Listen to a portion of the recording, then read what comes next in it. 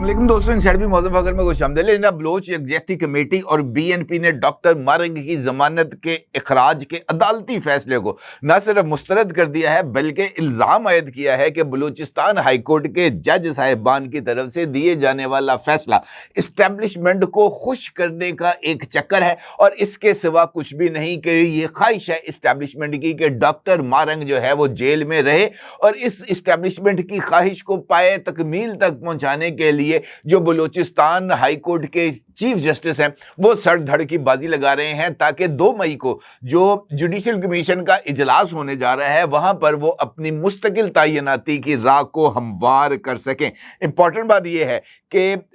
BYC की तरफ से एक जानिब जो है वो अदालती फैसले को तनकीद का निशाना बनाया गया है, दूसरी जानिब BNP और BYC दोनों की तरफ से डॉक्टर मारंग की गिरफ्तारी के खिलाफ जो एहतजाज है इसके दायरा कार को भी बढ़ाने का फैसला किया गया है। और मुझे ऐसे लगता है कि बलूचिस्तान में एक मर्तबा फिर बदअमनी की नई लहर को पैदा करने की कोशिश की जा रही है और इसका वाज़ेह सबूत हमें उसी वक्त नजर आता है जब डॉक्टर मारंग के हवाले से अदालती फैसला सामने आता है और अदालती फैसले के फौरी बाद यके बाद दीगरे दहशतगर्दी की 2 वारदातें सामने आती हैं, जहां पर पहली वारदात में मस्तूंग में सिक्योरिटी फोर्सेस के एक काफिले को निशाना बनाया जाता है और वहां पर जनाब 3 एहलकारों को शहीद और 18 को जख्मी कर दिया जाता है। जबकि दूसरी वारदात कोल्लू के इलाके में पेश आती है और वहां पर भी जो दहशतगर्दी है उसके जरिए बलूचिस्तान की सूरत हाल को मजीद मुतनाज़ा बनाने की तरफ इक़दामात उठाए जाते हैं। इसका मतलब यह है कि अदालती फैसले और अदालती फैसलों की बुनियाद के ऊपर डॉक्टर मारंग के खिलाफ रियासत जो सख्त तरीन इक़दामात लेने का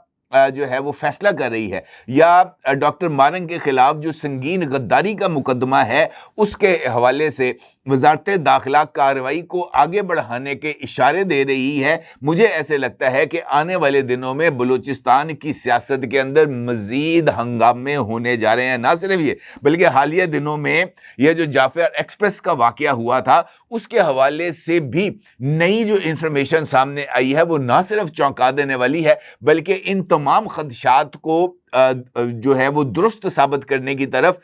जो है वो इशारे दे रही है कि बलूचिस्तान के वाकयात के अंदर बुनियादी तौर पर जो इन्वेस्टमेंट की जा रही है चाइनीज गवर्नमेंट की तरफ से उसको सबूताज करने की कोशिश है। अमेरिकी अखबार वॉशिंगटन पोस्ट में एक रिपोर्ट शाया हुई है जिसमें सानेहा जाफर एक्सप्रेस और जाफर एक्सप्रेस के वाकये के बाद जो तहकीकात हैं उसके हवाले से पेशरफ्त पर जो है उसका जायजा लिया गया है। और वॉशिंगटन पोस्ट की इस रिपोर्ट में वाज़ेह तौर पर इस बात का जो सबूत है वो सीरियल नंबर्स के साथ दिया गया है कि जाफर एक्सप्रेस की ट्रेन पर गुज़िश्ता महीने जो दहशतगर्दों का हमला हुआ था तो उन दहशतगर्दों ने जो असलहा इस वारदात के दौरान इस्तेमाल किया था वो असला है जो अमरीकी फौज अफगानिस्तान से इनखला के वक्त वहीं पर छोड़ गई थी और ये हथियार अब दहशतगर्दों के हत्थे चढ़ गए हैं और दहशतगर्द इन हथियारों की मदद से रियासती इदारों के ऊपर हमलावर हैं। वॉशिंगटन पोस्ट की रिपोर्ट के मुताबिक अमरीकी सनतकार कोलट की बनाई गई एक M4A1 कार्बाइन राइफल हमले की जगह से मिली है और राइफल के सीरियल नंबर से जाहिर होता है कि यह अफगानिस्तान में अमरीकी अफवाज को भेजे गए अरबों डॉलर मालियत के हथियारों का हिस्सा थी जिन्होंने 2021 में इनखला के वक्त अपना ज्यादातर सामान अफगानिस्तान में ही छोड़ दिया था। वॉशिंगटन पोस्ट ने अपनी रिपोर्ट में लिखा है कि बहुत सारे हथियार सरहद पार से पाकिस्तान असले के बाजारों में और बागियों के हत्थे लग चुके हैं जो कि इस बात की तरफ अक्कासी करते हैं कि किस तरह अमरीका की नाकाम जंग के संगीन नताइज तालिबान के हाथों काबिल के जवाल के बरसों बाद भी सामने आ रहे हैं। रिपोर्ट के मुताबिक पाकिस्तान के खैबर पख्तूनख्वा और बलूचिस्तान में दहशतगर्दी पर काबू पाने की कोशिशें की जा रही हैं और सिक्योरिटी फोर्सेस जो पाकिस्तान की हैं वो इन 2 सूबों में ये जो सरहद पार से दहशतगर्दी है इसको रोकने की भरपूर जद्दोजहद करते हुए नजर आ रहे हैं। और जबकि हमलावर जो जंगजू अफगानिस्तान से पाकिस्तान आ रहे हैं वो अमरीकी हथियारों और सामान से लेस हैं। ہتھیاروں کے تاجروں اور سرکاری عہدیداروں کے حوالے سے واشنگٹن پوسٹ میں شائع ہونے والی رپورٹ میں کہا گیا ہے کہ رائفلوں، مشین گنوں اور نائٹ ویژن چشموں کا اصل مقصد افغانستان کو مستحکم کرنے میں امریکی فوج کے ہاتھوں کو مضبوط کرنا تھا، لیکن اب اس کا استعمال کالعدم، تحریک طالبان پاکستان اور دیگر گروپ حملے کے لیے کر رہے ہیں۔ اسی حوالے سے اس رپورٹ میں انکشاف کیا گیا ہے کہ گزشتہ برس خیبر پختونخوا میں رات کے وقت ہونے والے حملے میں شدید زخمی ہونے والے اسپیشل فورسز کے 35 سالہ کانسٹیبل احمد حسین نے واشنگٹن پوسٹ کو بتایا کہ ان دہشت گردوں کے پاس جدید ترین امریکی ساختہ ہتھیار ہیں۔ انہوں نے مزید بتایا کہ وہ ہمیں دیکھ سکتے تھے لیکن ہم انہیں نہیں دیکھ سکتے تھے، یعنی دہشت گرد جو ہیں وہ نائٹ ویژن گلاسز کا استعمال کر رہے تھے، جبکہ سیکیورٹی فورسز جو اس حملے کو روک رہے تھے ان کو اس بات کا اندازہ ہی نہیں تھا کہ اندھیرے کے باوجود وہ دہشت گردوں کا ٹارگٹ بنے ہوئے ہیں۔ اس کا مطلب یہ ہے کہ بلوچستان میں اس وقت جو کچھ بھی ہو رہا ہے وہاں پر غیر ملکی ہاتھ کو، وہاں پر غیر ملکی مداخلت کو کسی بھی صورت نظر انداز نہیں کیا جا سکتا۔ اب دو چیزیں ہمارے سامنے بڑی کلیئرٹی کے ساتھ آ گئی ہیں، ایک کہ بی ایل اے ہو یا بی این سی ہو، ایک جانب دہشت گردی کے واقعات کی ذمہ داری بی ایل اے لے رہی ہے اور آج بھی ہونے والی جو دہشت گردی کی 2 وارداتیں ہیں ان کی ذمہ داری مجید برگیڈ کی طرف سے لی گئی ہے، جبکہ تفتان میں ایرانی بارڈر کے قریب جو واردات ہوئی ہے جس کے اندر پاکستان سے تعلق رکھنے والے 8 مزدوروں کو شہید کیا گیا ہے، اس کی ذمہ داری بی این اے کی طرف سے لی گئی ہے، یعنی بلوچ نیشنل آرمی کی طرف سے۔ اب موجودہ صورتحال میں جہاں پر ڈاکٹر مارنگ کی گرفتاری کو ایک جواز بنایا جا رہا ہے جد و جہد کا اور عوام کو یا حکومت کو مفلوج کرنے کی بھرپور کوشش کی جا رہی ہے، یہ بھی اسی بات کی طرف اشارہ کر رہی ہے کہ بلوچستان کے اندر جو حالات ہیں وہ یکسر تبدیل ہو رہے ہیں۔ اگر آپ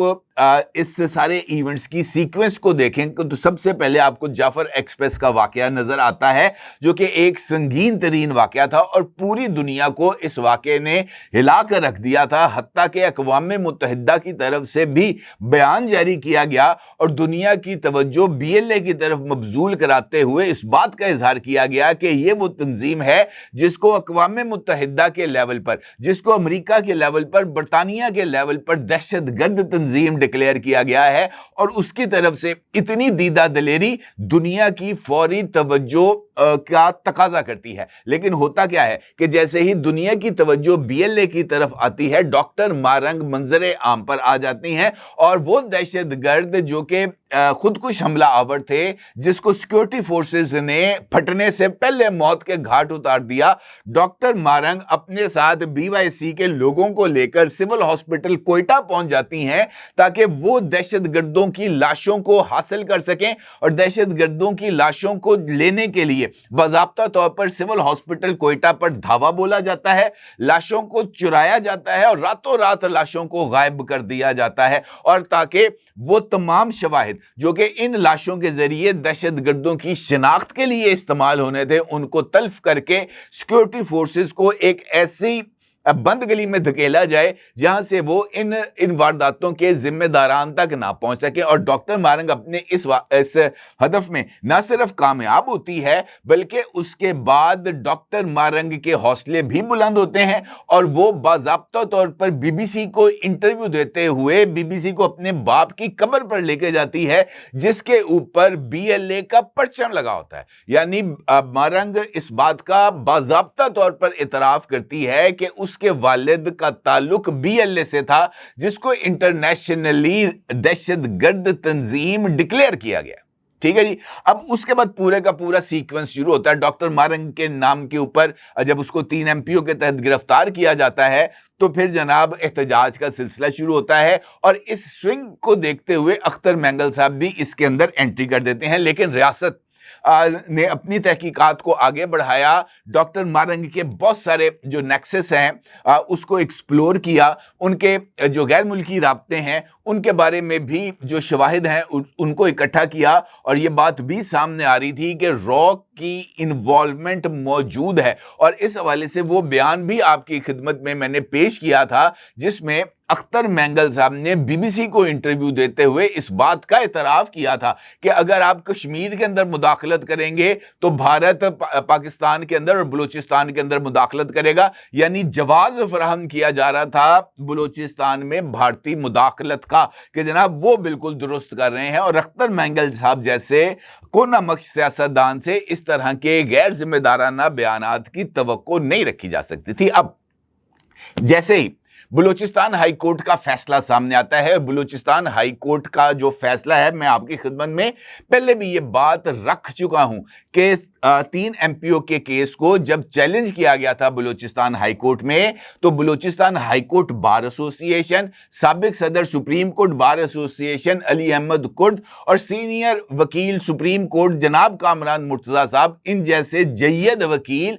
ڈاکٹر مارنگ کو ریپرزینٹ کر رہے تھے بلوچستان ہائی کورٹ کے روبرو، اور وہاں پر چونکہ ایشو آرٹیکل 5 کا تھا، اور آرٹیکل 5 کے تحت جو حکومت تھی وہ ڈاکٹر مارنگ کے اوپر چارج کو فریم کر رہی تھی کہ ڈاکٹر مارنگ آرٹیکل 5 کی خلاف ورزی کی مرتکب ہو رہی ہے، اور وہاں پر بلوچستان ہائی کورٹ کی طرف سے ڈاکٹر مارنگ کو راستہ دیا گیا کہ آپ پاکستان سے وفاداری کا حلف نامہ جمع کرا دیں تاکہ آرٹیکل 5 کی خلاف ورزی کا جو الزام ڈاکٹر مارنگ کے اوپر آ رہا ہے وہ الزام ڈاکٹر مارنگ سے ہٹ جائے، اور اس کے نتیجے میں آرٹیکل 6 کی کارروائی کا امکان بھی ختم ہو جائے۔ In fact Balochistan high court doctor morning کو ایک سیف پیسج دے رہی تھی جس کے نتیجے میں ڈاکٹر مارنگ کی آزادی ممکن تھی، اور 3 ایم پی او کا اقدام جو کہ ریاست کی طرف سے لیا گیا تھا وہ خود بخود نل اینڈ وائڈ ہو جانا تھا۔ لیکن اس موقع پر بلوچستان ہائی کورٹ بار ایسوسی ایشن اور علی احمد کرد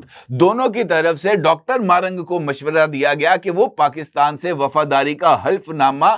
یہ جو ہے بلوچستان ہائی کورٹ کے جج صاحبان جو اس کیس کی سماعت کر رہے تھے ان کے روبرو مت پیش کریں۔ البتہ اس کے باوجود کامران مرتضیٰ صاحب نے ڈاکٹر مارنگ کی طرف سے اس سرٹیفکیٹ کو یعنی ریاست سے وفاداری کے حلف کو جمع کرایا، اور اس کے بعد ڈاکٹر مارنگ نے یہ جو حلف نامہ کامران مرتضیٰ کی طرف سے جمع کرایا تھا اسے اظہار برات کیا، اس کا انہوں نے کہا کہ یہ میری رضامندی کے بغیر جمع کرایا گیا۔ تو پھر آپ مجھے خود بتائیے کہ ڈاکٹر مارنگ نے انفیکٹ اس بات کا جواز عدالت کے روبرو دیا کہ مجھے رہا نہیں کیا جا سکتا، اور میرے اوپر جو آرٹیکل 5 کی خلاف ورزی کا الزام بلوچستان گورنمنٹ کی طرف سے لگایا گیا ہے وہ درست ہے۔ تو پھر اس صورت میں جب آرٹیکل 6 کی کارروائی کے لیے آرٹیکل 5 کو انووک کر رہی ہے بلوچستان گورنمنٹ، تو کس طریقے سے بلوچستان ہائی کورٹ جو ہے وہ ڈاکٹر مارنگ کو راستہ دے سکتا تھا؟ نہیں دے سکتا تھا، اور یہی وجہ ہے کہ چونکہ ان کے پاس اب اس کے لیے جورسڈکشن نہیں تھی کہ وہ آرٹیکل 5 کی خلاف ورزی اور آرٹیکل 6 کے ممکنہ اطلاق کو روکیں، لہٰذا انہوں نے بال کو واپس پھینک دیا وزارت داخلہ محکمہ داخلہ بلوچستان کے پاس کہ جناب آپ اب خود اس بات کا جائزہ لیں کہ آپ نے 3 ایم پی او کو جاری رکھنا ہے، آپ نے آرٹیکل 5 کے خلاف ورزی کے الزام میں آرٹیکل 6 کی کارروائی کرنی ہے، یہ اب آپ کے کورٹ میں ہے۔ ہم نے راستہ دینا تھا ڈاکٹر مارنگ کو اور ہم نے راستہ دیا، اور اس راستے پر ڈاکٹر مارنگ نے آنے سے انکار کر دیا اور ریاست پاکستان سے حلف وفاداری کا حلف دینے سے بھی معذرت کر لی۔ تو اس صورت میں آپ مجھے بتائیں